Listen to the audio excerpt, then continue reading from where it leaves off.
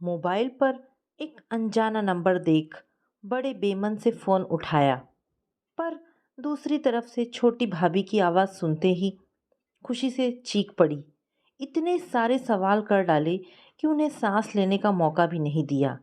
मेरे 100 सवालों के बीच वो सिर्फ इतना बता पाई कि इसी शहर में है, अपने बेटे वंश के पास आई हुई हैं और मुझसे मिलना चाहती हैं। फ़ोन रखते ही मैं जल्दी जल्दी काम निपटाने लगी और उसी रफ्तार से मानस पटल पर पुराने दृश्य उभरने और मिटने लगे। पड़ोस में रहने वाली मेरी सहेली माया के छोटे भैया अमित की शादी हुई तो जैसे उनका घर रोशनी से नहा गया। अपने नाम ज्योति के अनुरूप ही छोटी भाभी कभी सूरज की ज्योति बन घर में उजाला भर देती तो कभी चंद्रमा की ज्योति बन शीतलता बिखेरती। लंबे काले बाल, दूध और शहद मिश्रित गोरा रंग, पतली छरहरी देह और उस पर जब हंसती तो दांतों की धवल पंक्ति बिजली सी चमक जाती। उन्हें देखकर ही जाना कि असली हंसी क्या होती है। उनकी हंसी सिर्फ होठों तक ही सीमित नहीं रहती, बल्कि आंखों में उतरकर सामने वाले के दिल में घर कर लेती थी। फोटो तो हम सब ने पहले ही देख रखी थी, उस पर से सुना फर्स्ट क्लास ग्रेजुएट है। थोड़ा डर से गए थे, इतनी सुंदर और इतनी पढ़ी लिखी हैं, ज़रूर घमंड भी होगा, ठीक से बात भी करेंगी या नहीं। पर अपने सारे पर अपने प्यारे व्यवहार से उन्होंने घर भर का ही नहीं, माया की सारी सहेलियों का भी दिल जीत लिया। हम प्रतीक्षा करते रहते कब क्लास खत्म हो और हम सब माया के घर जा धमके। अक्सर छत पर हमारी मंडली जमती और हम यह देखकर दंग रह जाते। साहित्य, राजनीति, खेल, फिल्म, संगीत, सब पर ज्योति भाभी की अच्छी पकड़ थी। नई नवेली बहू को माया की माँ तो कुछ नहीं कहती, पर शाम के 5 बजते ही वे स्वयं रसोई में बड़ी भाभी की मदद करने चली जाती। अमित भैया भी उनका काफ़ी ख्याल रखते। अक्सर शाम को ऑफिस से लौट वे भाभी को कभी दोस्तों के घर, कभी मार्केट तो कभी फिल्में दिखाने ले जाते। स्कूटर पर भैया भाभी की जोड़ी निकलती तो सारे मोहल्ले की कई जोड़ी आंखें खिड़कियों से, बालकनी से या छत से झांकने लगती।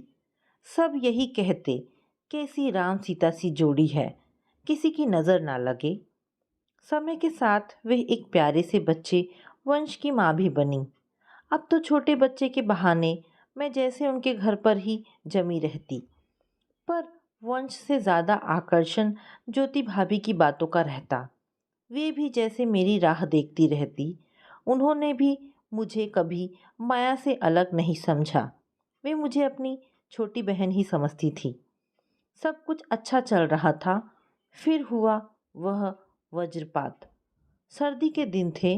अल सुबह अमित भैया किसी दोस्त को लाने स्टेशन जा रहे थे और कोहरे की वजह से उनके स्कूटर का एक्सीडेंट हो गया। अमित भैया का निर्जीव शरीर ही घर आ पाया।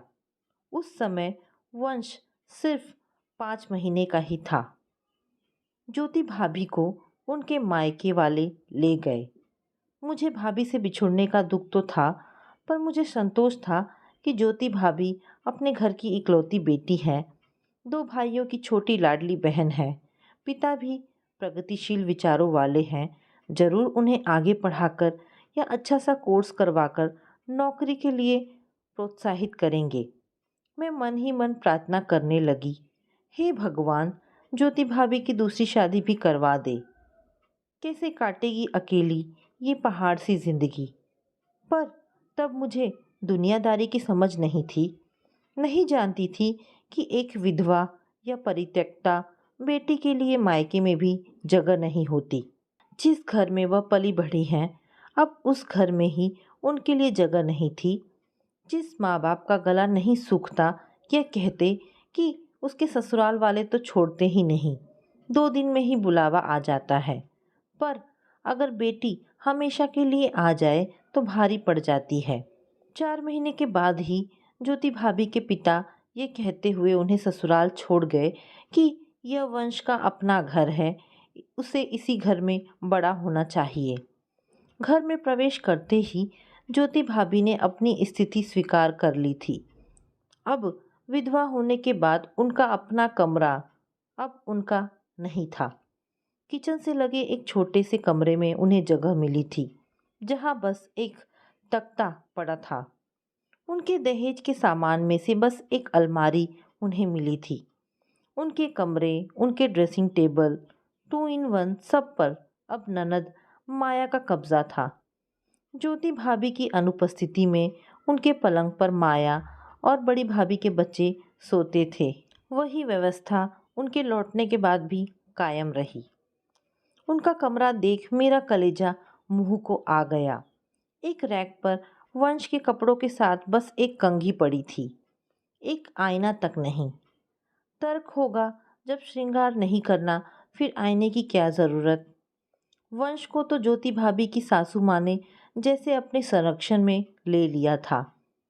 उस बच्चे में वह अपने खोए हुए बेटे को देखती, उसका सारा काम खुद किया करती, एक मिनट भी उसे खुद से अलग नहीं करती। बस ज्योति भाभी को आवाज़ें लगाती, बहू ज़रा वंश की दूध की बोतल दे जाओ, कपड़े दे जाओ, उसके नहलाने का इंतज़ाम करो। और ज्योति भाभी आंगन में पटरा, गर्म पानी, तौलिया, साबुन सब रखती, पर बच्चे को नहलाने का सुख सासू माँ ले जाती। भाभी अब वंश की माँ भी नहीं रह गई थी। फिर भी ज्योति भाभी ने अपनी मुस्कुराहट जिंदा रखी थी। शायद यही उनके जीवन का संबल था। पर अब उनकी हंसी बस होठों तक ही सीमित रहती, आंखों से नहीं छलकती थी। छोटी भाभी के घर आते ही बड़ी भाभी को पता नहीं किन काल्पनिक रोगों ने धर दबोचा। कभी उनके पैर में दर्द रहता, कभी सिर में, तो कभी कमर में।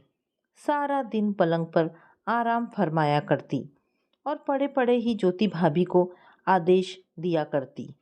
उन्होंने अपना वजन भी खूब बढ़ा लिया था। मैं सोचती, आज तो ये काम से बचने के लिए बहाने कर रही हैं, इतने आराम से कल इन्हें ये सारे दर्द सचमुच झेलने पड़ेंगे। घर का सारा बोझ ज्योति भाभी के कमज़ोर कंधे पर आ गया था। सुबह उठकर बड़ी भाभी के बच्चों के टिफ़िन बनाने से लेकर रात में सबके कमरे में पानी की बोतल रखने तक उनका काम निरंतर चलता रहता। बस दोपहर को थोड़ी देर का वक्त उनका अपना होता, जब वे घर वालों के कपड़े समेट आंगन में धोने बैठती।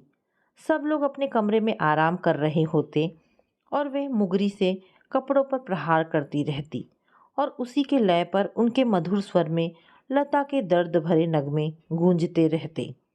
मैं उस समय किताबें लिए छत पे होती।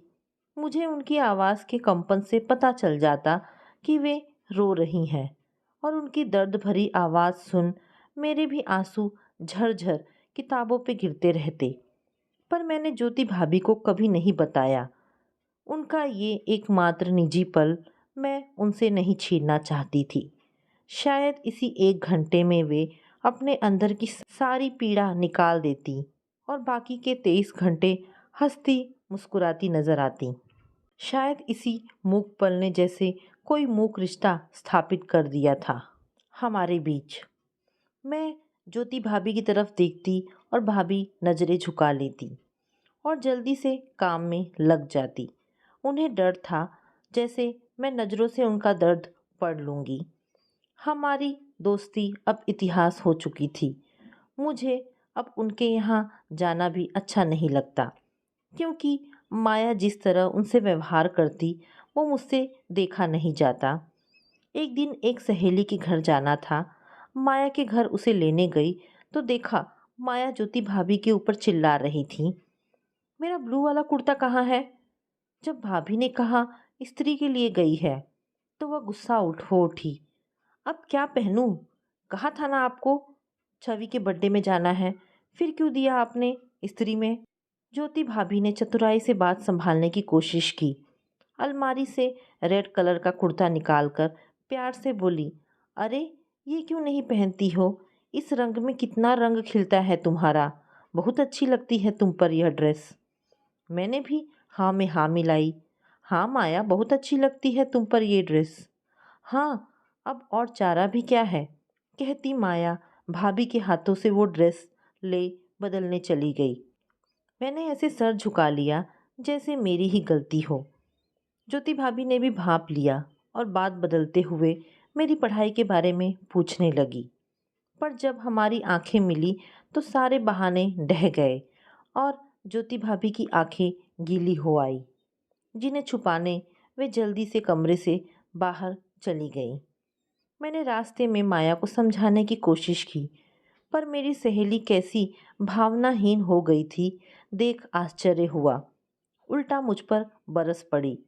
उनको और काम ही क्या है, इतना भी ध्यान नहीं रख सकती क्या? मन हुआ उसे रास्ते से नीचे ढकेल दूं। हाँ, उस बिचारी का पति नहीं रहा।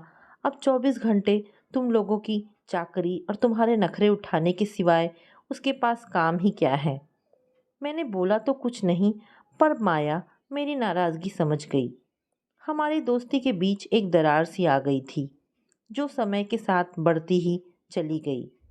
धीरे धीरे वंश अब बड़ा हो रहा था। वह अब बोलने लगा था, पर बड़ी भाभी के बच्चों की तरह वो छोटी भाभी को छोटी माँ कहकर ही बुलाया करता।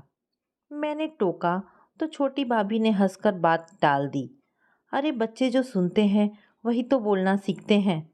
पर मैंने पाया घर में भी कोई उसे छोटी माँ की जगह माँ कहना नहीं सिखाता, बल्कि सबको मज़े लेकर यह बात बताया करते। हर आने जाने वाले को भी भाभी को दिखाकर वंश से पूछते, ये कौन है?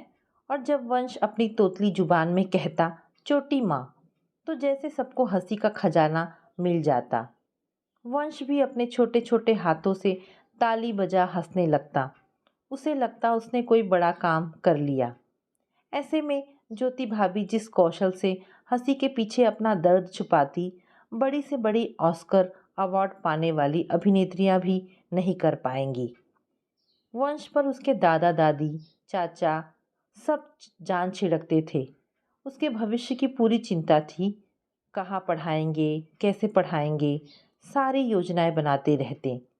यूं वे ज्योति भाभी से भी कोई दुर्व्यवहार नहीं करते थे, सिर्फ काम मशीनों वाला लेते थे, वरना कोई अपशब्द या कटाक्ष या व्यंग नहीं करते थे। पर दुर्व्यवहार ना करना सद्व्यवहार की गिनती में तो नहीं आता। मनुष्य की ज़रूरतें सिर्फ खाने, कपड़े और छत की ही नहीं होती। ज्योति भाभी को भी एक सामान्य जीवन जीने का हक था। हंसने, बोलने, बाजार, फिल्म में जाने का, समारोह, उत्सव में भाग लेने का हक था, जो अब वर्जित हो गया था उनके लिए।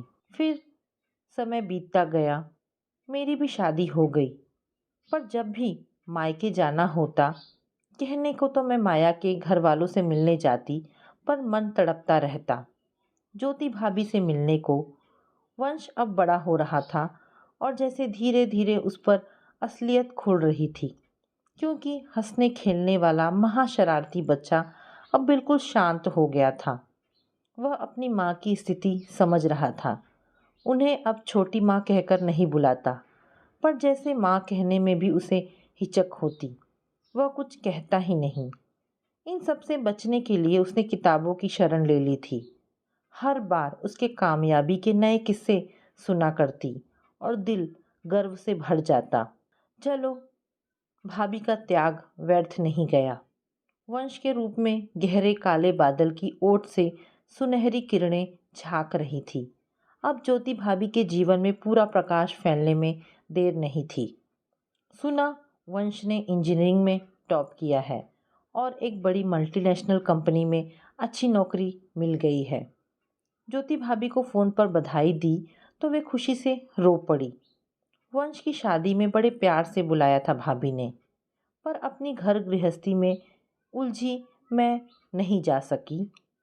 और आज जब फ़ोन पर सुना वंश इसी शहर में है, तो मन खुशी से झूम उठा। ज्योति भाभी जैसे मेरे इंतज़ार में ही थी। कॉल बेल पर हाथ रखा और दरवाज़ा खुल गया। ज्योति भाभी को देख मैं ठगी सी रह गई। लगा 25 साल पहले वाली वही ज्योति भाभी खड़ी हैं।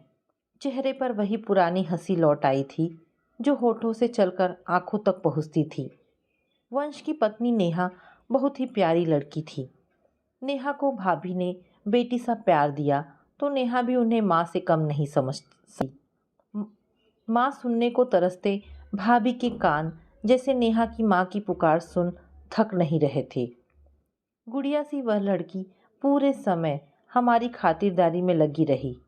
बिना माँ से पूछे उसका एक काम नहीं होता। ज्योति भाभी भी दुलार से भरी उसकी हर पुकार पे दौड़ी चली जाती।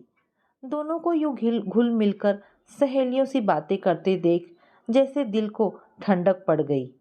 मैंने आंखें मूंदे धन्यवाद दिया ईश्वर को। सच है भगवान, तुम्हारे यहाँ देर है अंधेर नहीं। दोनों सास बहू मुझे टैक्सी तक छोड़ने आई। तभी नेहा ने कुछ कहा और भाभी खिलखिलाकर हंस पड़ी। मैं मंत्रमुग्ध सी निहारती ही रह गई। नेहा ने ही मेरे लिए आगे बढ़कर टैक्सी रोकी और दोनों को हाथ हिलाता देख लग रहा था दो सहेलियां मुझे विदा कर रही हैं। टैक्सी चलते ही मैंने सीट पर सिर टिका आंखें मूंद ली। कुछ देर आंखें बंद कर इस खूबसूरत एहसास को अंदर तक महसूस करना चाहती थी। तो दोस्तों, ये छोटी सी कहानी यहाँ पर समाप्त होती है। आशा करती हूँ कहानी आपको पसंद आई होगी। दोस्तों, अगर कहानी आपको पसंद आई है तो प्लीज़ इसे लाइक एंड शेयर करें और हाँ, कमेंट करके अवश्य बताएं। धन्यवाद दोस्तों।